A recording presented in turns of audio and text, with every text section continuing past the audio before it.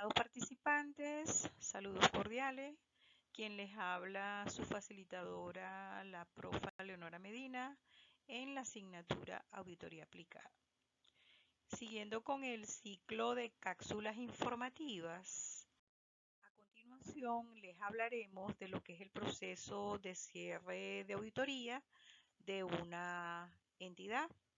Cuando hablamos de este proceso, tenemos que señalar que es sistemático, independiente y toda la información debe ser debidamente documentada para obtener las evidencias suficientes para evaluarla de forma objetiva con el fin de determinar el cumplimiento de los criterios de auditoría.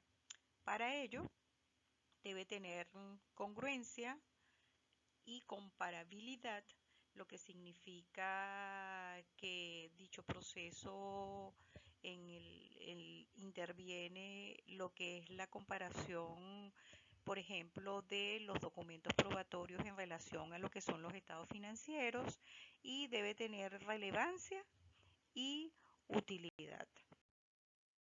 Dentro de lo que es el proceso de cierre de auditoría existe un documento que utiliza el auditor que se denomina los papeles de trabajo.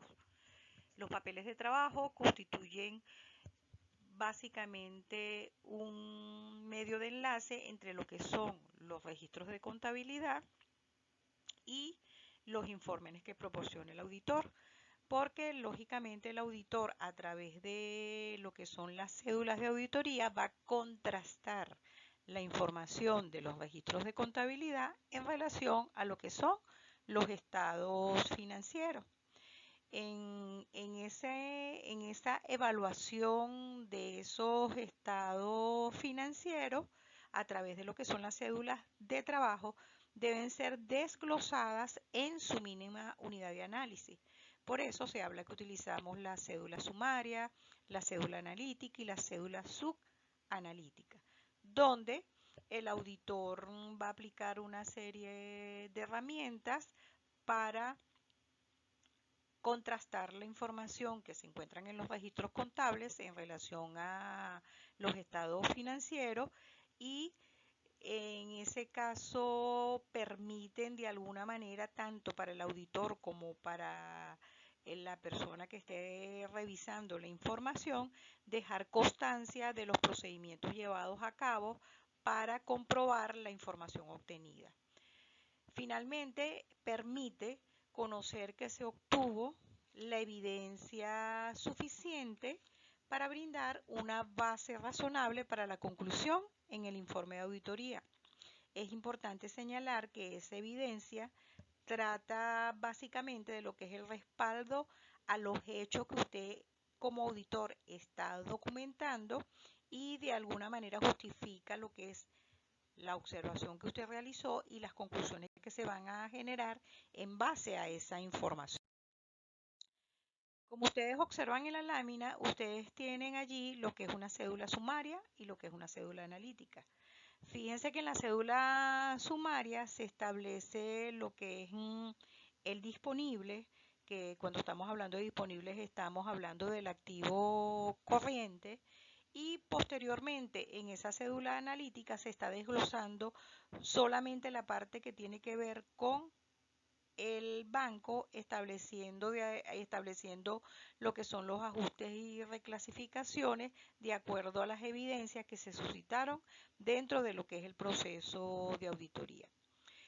Si, como lo señalan los papeles de trabajo, se quiere llegar a su mínima expresión, hacemos otro desglose, que es lo que se denomina la cédula subanalítica, en la cual, si la entidad tiene diferentes instituciones financieras que respaldan el monto señalado en los estados financieros, se debe desglosar cada una de esas instituciones financieras el saldo respectivo para verificar si este saldo corresponde con lo que se expresa en los estados financieros. Hay una parte muy importante que es lo que tiene que ver con hechos ocurridos después del cierre contable. Cuando hablamos de esto, estamos hablando de eventos favorables o desfavorables que se producen entre la fecha final del periodo contable y la fecha de autorización donde se emiten lo que son los estados financieros. En ese sentido, podemos señalar que hay unos que implican ajustes, que son aquellos que proporcionan evidencias de las condiciones existentes al final de dicho periodo, la cual la empresa ajustará estos valores en sus estados financieros para reflejar la incidencia de esto. Y hay otras partidas que, si bien no implican ajustes, indican condiciones surgidas después del cierre del ejercicio contable y que por su materialidad serán objeto de revelación. Ejemplo de implicaciones, implicaciones de ajuste. Por ejemplo, una transacción realizada que no fue reconocida. Se dejó de colocar en los registros contables una cancelación de una factura. Otro sería deterioro de un activo. Hay digamos, muchas incidencias que pueden ser consideradas evidencias que implican ajuste. Un ejemplo que no implica ajuste pudiese ser que hubo un siniestro y ese siniestro se documenta porque realmente no se tiene para el momento del cierre del ejercicio contable la gravedad y las implicaciones que tiene dentro del periodo contable, porque es un hecho ocurrido después del cierre contable. O en su defecto, decisión de la entidad de cerrar la empresa. Es otro ejemplo. Posteriormente a que usted logró realizar los ajustes pertinentes y los que implican ajustes dentro de lo que son los estados financieros, se van a emitir unos resultados preliminares, donde se discute una propuesta de cierre de auditoría.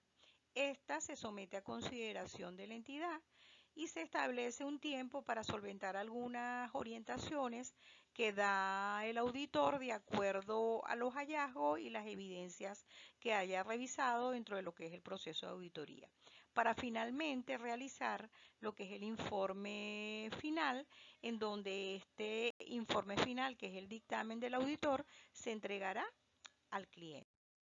Muchas gracias por su atención. A continuación les doy una referencia que es muy importante que ustedes la lean en cuanto a lo que son las NIAs, porque las NIAs de alguna manera les van a orientar a ustedes a realizar lo que es el proceso de cierre de la auditoría. Muchas gracias por su atención.